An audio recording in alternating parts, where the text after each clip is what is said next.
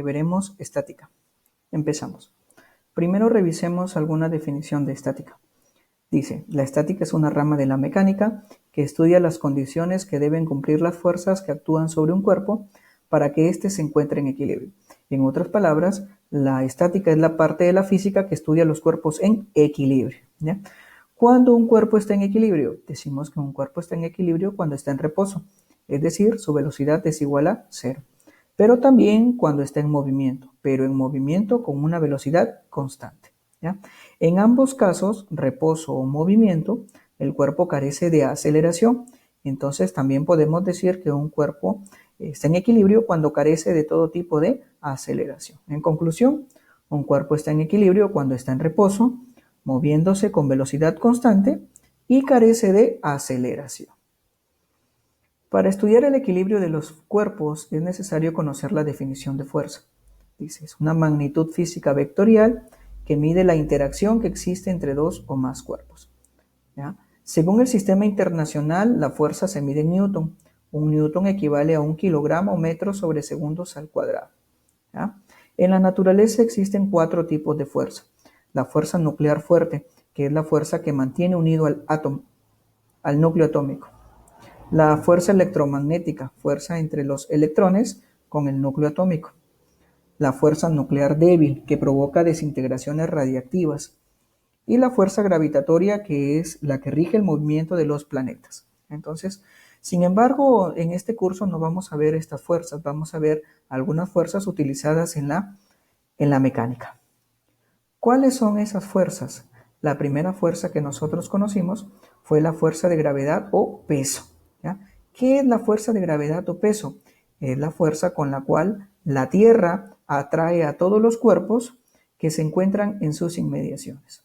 En capítulos anteriores en Caída Libre, nosotros dijimos que los cuerpos caen hacia el centro de la Tierra y caen hacia el centro de la Tierra por acción de la gravedad, por acción de su peso. Quiere decir que el peso es un vector que apunta hacia el centro de la Tierra. Sin embargo, a nuestros ojos vamos a verlo como un vector vertical. Ese es el peso. Matemáticamente, el peso está definido con una formulita. Peso es igual a la masa multiplicado por la gravedad. La gravedad la conocemos, tiene un valor de 9,8 metros sobre segundos al cuadrado, que en la mayoría de los casos se aproxima a 10. La masa se mide en kilogramos y el peso nosotros lo vamos a medir en newton, ya, en newton, según el sistema internacional. ¿Qué es el centro de gravedad? Es que el peso de un cuerpo se considera ubicado en un solo punto, ¿ya? Cuando el cuerpo es homogéneo, su centro de gravedad coincide con su centro geométrico. ¿Cómo así? Vamos a suponer que tengas una esferita, ¿ya? Si esta es una esfera homogénea, su centro de gravedad va a estar ubicado en el centro. En este punto se encuentra ubicado el peso del cuerpo, ¿ya? Si tienes una barra homogénea, su centro de gravedad va a estar en la mitad. Quiere decir que si esa barra tiene una longitud L, pues la mitad sería L medios y L medios. Si estás analizando un cuerpo que tiene forma de una placa triangular, su centro de gravedad va a ser la intersección de las medianas, ¿ya? Recuerda, la mediana es la línea que divide al otro lado en partes iguales, por acá, ¿ya? Es más, a la intersección de las medianas se le conoce con el nombre de baricentro. En una placa triangular, su centro de gravedad es el baricentro. Y por último, en una placa cuadrada, pues su centro de gravedad va a ser su centro geométrico, la mitad de los dos lados, ¿ya? Ahora, como el peso es un vector hay que graficarlo, ¿ya? ¿Cómo graficamos el peso? Lo graficamos con un vector dirigido hacia abajo. Ahí está, W. Desde el centro de gravedad hacia abajo, ahí está. Centro de gravedad hacia abajo. En todos los casos, graficamos el peso desde el centro de gravedad hacia abajo, no lo olvides. La siguiente fuerza que vamos a ver es la tensión. La tensión es una fuerza que aparece en el interior de cuerpos flexibles. Consideramos a cuerpos flexibles como cables, sogas, ¿ya? Esos son los cuerpos flexibles. Y esta fuerza aparece como una oposición a ser estirado. Por ejemplo, esta cuerda la estamos estirando, aplicándole una fuerza en sentidos contrarios. Entonces, si analizamos esa cuerda, pues aquí en este extremo, haciendo un corte imaginario, ¿ya? Nos damos cuenta que aparecen dos tensiones que se oponen a ese estiramiento. Tensión T, tensión T. Ahí está. Sin embargo, en los ejercicios, ¿cómo vamos a graficar esa tensión? Vamos a suponer que tengas un bloque sujeto a través de una cuerda al techo. Entonces, en esta cuerda aparece una tensión. La dibujamos haciendo un corte imaginario, ¿ya? Y la tensión la graficamos desde el cuerpo hacia el corte. Ahí está. Esa sería nuestra tensión. Así la graficamos. No olvides, corte imaginario desde el cuerpo hacia el corte. La siguiente fuerza que vamos a ver es la fuerza normal. Es una fuerza que aparece cuando hay cuerpos en contacto. Vamos a ver algunas situaciones de cuerpos en contacto. En este caso tenemos un bloque que está en contacto con la pared. ¿Cómo graficamos la normal? La normal se grafica con un vector perpendicular a las superficies en contacto. Esta es la superficie en contacto. La normal se graficaría formando un ángulo de 90 grados. En este otro caso tenemos un bloque encima del piso, ¿ya? ¿Cómo graficamos la normal? La superficie en contacto es horizontal. La normal sería hacia arriba, formando un ángulo de 90 grados con la superficie. ¿Qué pasa en este caso? Tenemos un bloque en un plano inclinado. También la normal se grafica formando un ángulo de 90 grados a la superficie en contacto. ¿Y qué pasa cuando la superficie es circular? La normal, cuando la superficie es circular, siempre pasa por el centro, ¿ya? Y está en la dirección del radio. La siguiente fuerza que vamos a ver es la fuerza elástica. Esta fuerza aparece en los cuerpos elásticos como resortes, ligas, ¿sí? Vamos a ver algún ejemplo. Vamos a suponer que tengas un resorte colgado del techo. Si colocamos un bloque a ese resorte, pues ese resorte se va a estirar. A esa longitud que se ha estirado le llamamos deformación, ¿ya? Entonces, cuando un resorte es deformado, aparece una fuerza que se opone a la deformación. Esa fuerza es la fuerza elástica. Como este resorte ha sido deformado hacia abajo, la fuerza elástica se opone y va a estar dirigida hacia arriba. ¿Cómo se calcula esa fuerza elástica? Ahí está. Fuerza elástica igual acá por X. X ya hemos dicho que es la deformación, es lo que se ha estirado el resorte, y acá se le conoce con el nombre de constante elástica. Es el primer caso. En el segundo caso vamos a tener un resorte en el piso y vamos a colocar un bloque en esta parte. Pues el resorte entonces se va a comprimir. Otra vez, a esa cantidad que se ha deformado le llamaremos con la letra X. Y como el resorte se ha deformado hacia abajo, aparece la fuerza elástica que se opone a la deformación. Es decir, la fuerza elástica va a estar dirigida hacia arriba. La formulita a utilizar es la misma. La fuerza de fricción, también conocido con el nombre de fuerza de rozamiento, ¿ya? Vamos a explicar esta fuerza con un ejemplo.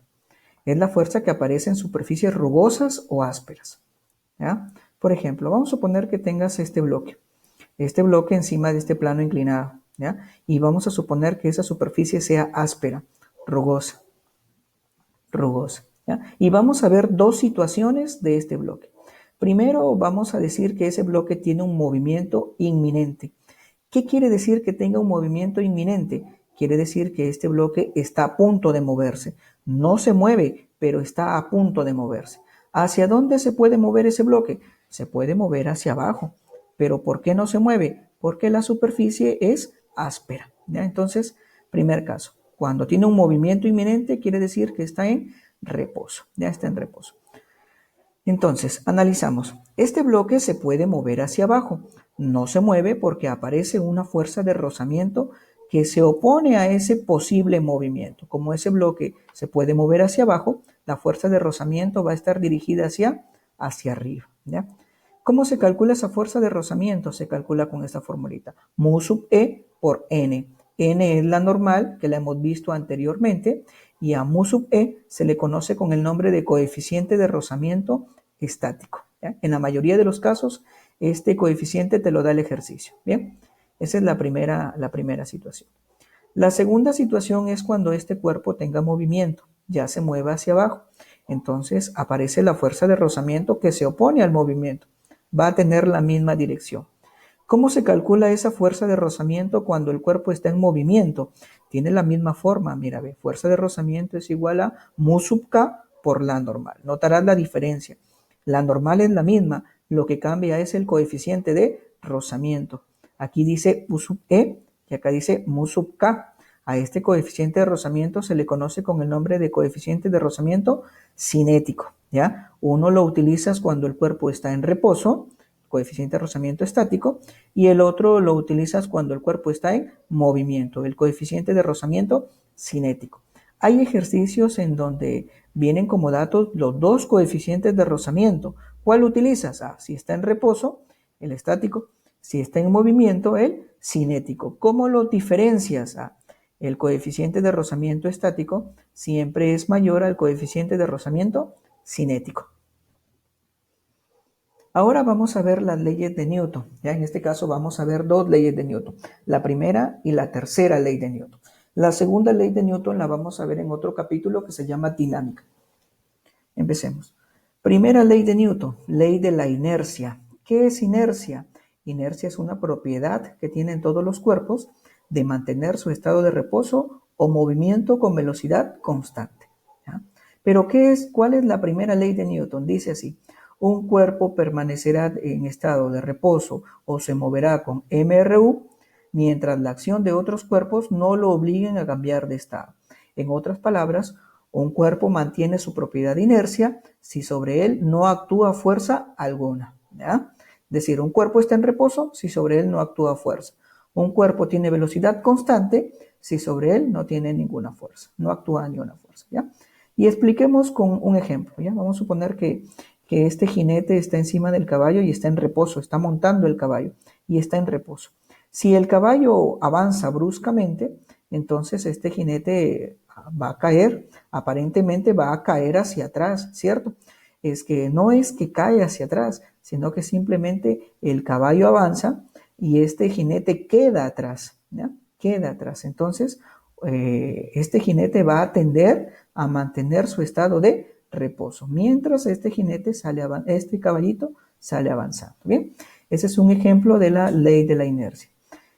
Pero de esta ley de la inercia hay varios ejemplos. Me imagino tú debes conocer varios. ¿Ya?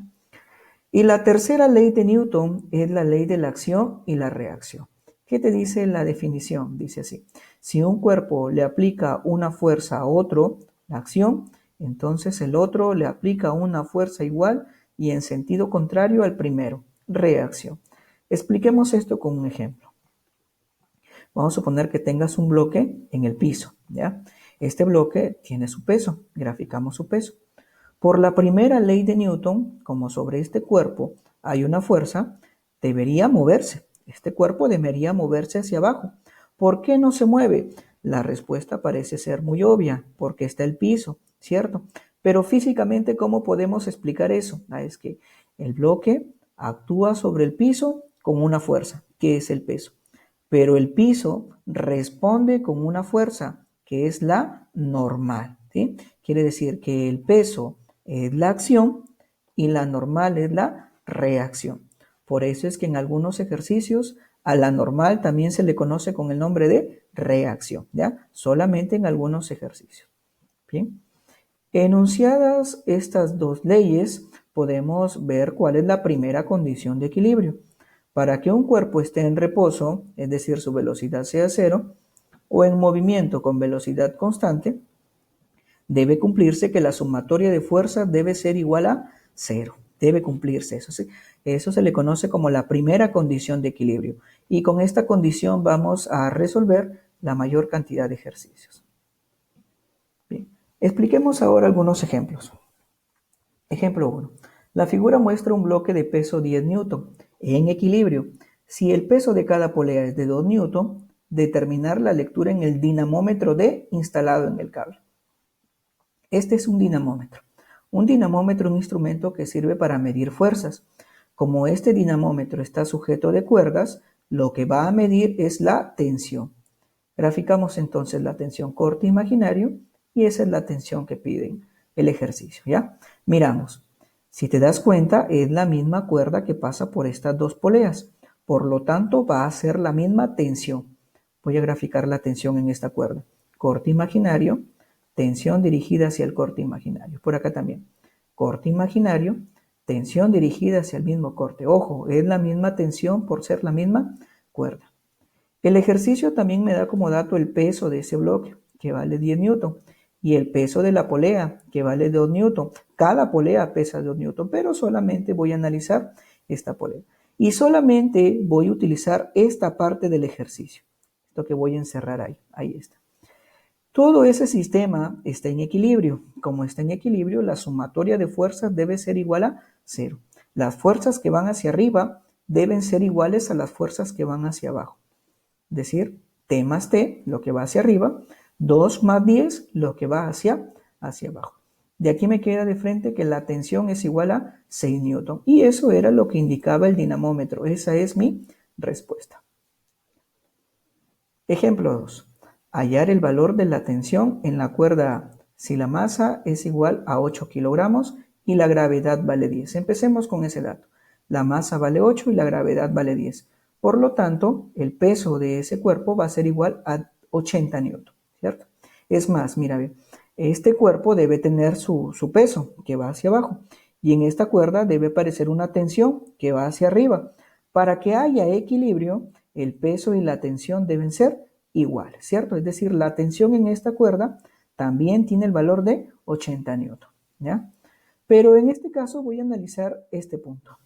Voy a analizar este punto. No lo voy a analizar el bloque, solamente voy a analizar este punto, ¿ya? Graficamos la tensión. Ya habíamos dicho que la tensión en esta cuerda es igual a 80 newton, ¿sí? Corte imaginario desde el punto que estoy analizando hacia el corte imaginario. Ahí está. La tensión vale 80 newton. Por aquí hay otra cuerda, debe aparecer otra tensión. Corte imaginario, tensión dirigida hacia el corte imaginario. A esa le llamamos tensión A. Por aquí hay otra cuerda B. Otra vez, corte imaginario, tensión dirigida hacia el corte imaginario. Tensión B. Mira, sobre este punto actúan tres fuerzas, ¿ya? Cuando tengas tres fuerzas concurrentes, es decir, que van dirigidas a un mismo punto o salen de un mismo punto, ¿ya?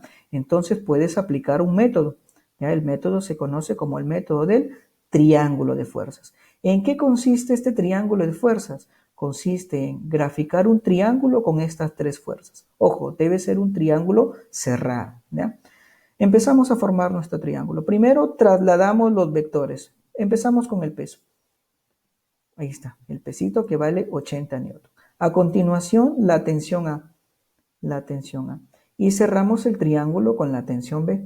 Ojo, solamente estamos trasladándolo. No le cambiamos de dirección, ¿ya? No le cambiamos de dirección. Es más, si este ángulo vale 53 grados, este mismo ángulo también va a valer 53 grados, ¿ya? Notarás que el triángulo que se ha formado es un triángulo cerrado, ¿ya? ¿A qué me refiero con triángulo cerrado? Mira, siempre se cumple esto. Cabecita, colita. Cabecita, colita. Cabecita, colita. No te olvides. El triángulo a formar es un triángulo cerrado. Y si te das cuenta, es un triángulo notable. Mira la figurita. Si este ángulo vale 53, este otro ángulo también vale 53. He formado un triángulo notable de 37 y 53. A 53 le voy a poner 4K, a 37 se le va a poner 3K y la hipotenusa vale 5K. Mira la figurita. 4K es igual a 80. Quiere decir que K tiene el valor de 20. Si K vale 20, entonces la tensión A tiene el valor de 60. Y es justamente lo que me piden calcular. Esa sería la respuesta. Por último, el ejemplo 3. Dice así. Encontrándose estirado el resorte, el bloque está a punto de deslizar. ¿Cuál es la longitud natural del resorte en centímetros? La gravedad vale 10. Ojo, esta es la longitud del resorte, pero estirado, porque el ejercicio me dice que se encuentra estirado. Me piden calcular la longitud natural, es decir, la longitud sin estirar. Entonces, lo primero que voy a calcular es cuánto está estirado ese resorte, es decir, la deformación. Eso es lo que voy a calcular. Primero grafiquemos el diagrama de cuerpo libre de este cuerpo, es decir, grafiquemos todas las fuerzas. Si tiene 10 kilogramos de masa, va a tener un peso de 100 newton, ¿sí? Como está en contacto con el piso, aparece la normal. Ahí está. Este resorte está estirado, quiere decir que está jalando el bloque hacia la derecha. Ahí está. Entonces la fuerza elástica va a ir dirigida hacia la derecha. ¿ya? Este bloque, dice el ejercicio, que está a punto de deslizar. Es que el resorte está intentando jalarlo hacia la derecha, pero no se mueve porque la superficie es rugosa, superficie es áspera, y aparece la fuerza de rozamiento que se opone a ese posible movimiento. Como se puede mover hacia la derecha, entonces la fuerza de rozamiento está dirigida hacia la izquierda. Ahí está, fuerza de rozamiento. Y como este sistema está en equilibrio porque no hay movimiento, entonces voy a decir que la sumatoria de fuerzas es igual a 0. Voy a empezar con las fuerzas verticales, fuerzas en el eje Y. Voy a decir entonces, las fuerzas que van hacia arriba deben ser iguales a las fuerzas que van hacia abajo. De aquí me quedaría que la normal es igual a 100 newton.